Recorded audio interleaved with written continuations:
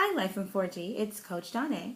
I'm actually coming to you to talk to you a little bit today about I'm trying to figure out how to phrase it for you so that you best understand it.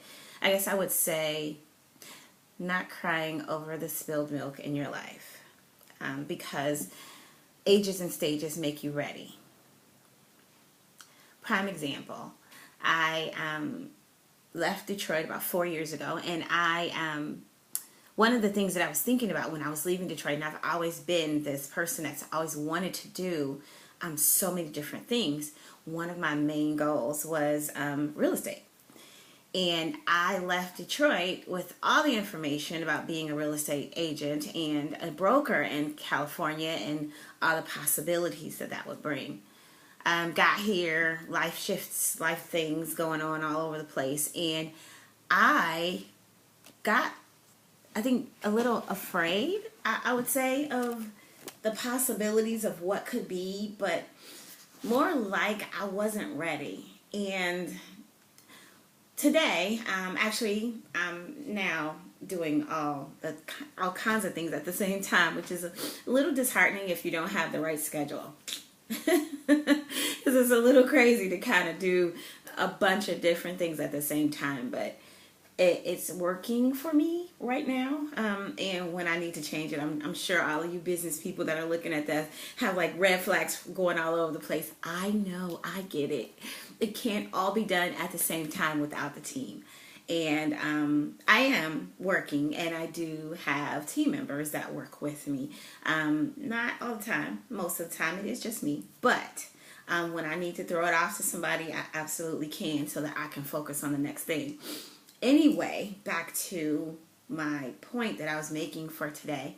I learned today, now the real estate exam and the real estate broker's exam is something that I cannot do. I can't have a team member do. I have to do myself. Maintaining a couple of other things that I'm doing, a team member can actually do that once I get it all set up. And because they're working with me, they know exactly what to do to keep it moving with my supervision. So thinking about it in terms of that, there are so many things that I have planned to do over my lifetime, so many businesses that have come to me over my lifetime that I have put off because of fear, because of the negative self chatter in my head, because of the things that made me feel like I couldn't do this, or I wasn't going to be able to complete it when I started it. I didn't have enough money, time, resources. I didn't know enough. I wasn't well versed enough. I didn't have the credentials. All these other things that make you not do things that you could actually do if you just go ahead and do it.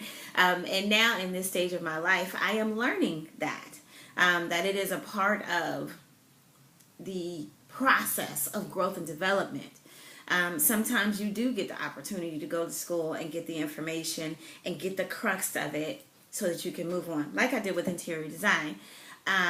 Because in school, you learn about everything that you need to learn for the basics of the science of getting it done. The application actually comes when you get out there.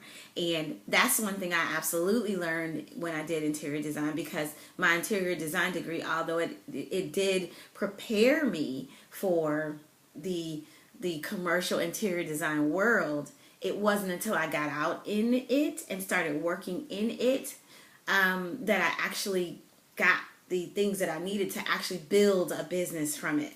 And I used applicable skills from another business that I had for many years to hold that one up. And in those things, I've learned a lot. But today, I actually learned that my real estate business that I really wanted to do in the next 10 to 12 months can't be structured the way that I wanted it to be structured. And it's simply because I didn't act when I was given the opportunity to act before things changed. I've had the notion and the gumption and the desire for those things, but it didn't happen for me the way I initially thought it was going to happen. And so now I found myself today, after going over all of the life applicable things that I didn't do, beginning to cry over the spilled milk. Beginning to look at, man, how much that this procrastination and fear cost me. Now, in real estate, you can actually monetize the cost of your lack of of motion, because especially in California, real estate agents make $150,000, $200,000 a year, and that's just real estate agents. That's not brokers. So if I estimate it on a low end, I've lost a good $200,000 to $400,000 just in commissions alone, because I didn't move according to what I thought I was going to be able to, and I allowed the fear and the procrastination to stop me from going forward when the time was most conducive for me to have the broker's license in the year's time. Now, it's not just going to be 1 year, but it's going to be 2 years. So I've actually delayed the process because I didn't move ahead of time for 2 years. And in those 2 years, of course, there'll be some wonderful, phenomenal things that happen.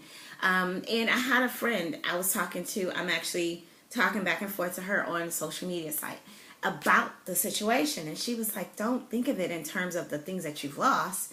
Think of it in the fact that you have now begun, and you have the possibility of so many other things opening up that $200,000 might not even come into play in your life. And in my head, I had to stop and say, yeah, don't limit yourself up here based on what you think you've lost, because you don't really know. There is a time and a space and a season for everything, and maybe when you thought it was your season for this thing, it actually was not, and you're in that season right now. It stands to reason that because you're in that season right now, everything's falling into place. You're in school, you got the right mentor. I mean, literally, I have a mentor. I'm in school, I'm doing the thing. I have investors helping me on so many different hands that literally this season, for me to have the real estate license and to go into real estate is absolutely the best time for me to actually be doing this. And of course, I didn't think that when I first found out that my broker's license was going to be delayed. I was like, crap. But I'm not crying over the spilled milk. I am learning that all I can do when the milk is spilled, when the opportunity seems to be lost, when the opportunity seems to have vanished, when you feel like the procrastination has kept you from something, or the fear has stopped you from receiving something, don't cry over the spilled milk. Learn from the situation and clean it up. Make it right within yourself and the environment around you, and keep it moving. Because whether I have spilled the milk in the past, that doesn't determine what I receive from being obedient to my calling and to the things that are in my life plan that you see behind me for my future. I can't determine that from this one instance. So what I had to do was just kind of look at myself and say, stop crying over the spilled milk, because it's already spilled. Just clean it up. Keep it moving. And clean it up well enough so that if you ever come to this again, you don't spill the milk. So, life in 4G is learning not to worry about the milk being spilled, because truthfully, we all have the path that's lined up for us, and we walk that path the best way we can. Life in 4G is living in God, living a life of gratitude, living a life of giving, and living unapologetically in our greatness. So, don't cry over the spilled milk, peeps. Just clean it up, learn from it, and keep moving.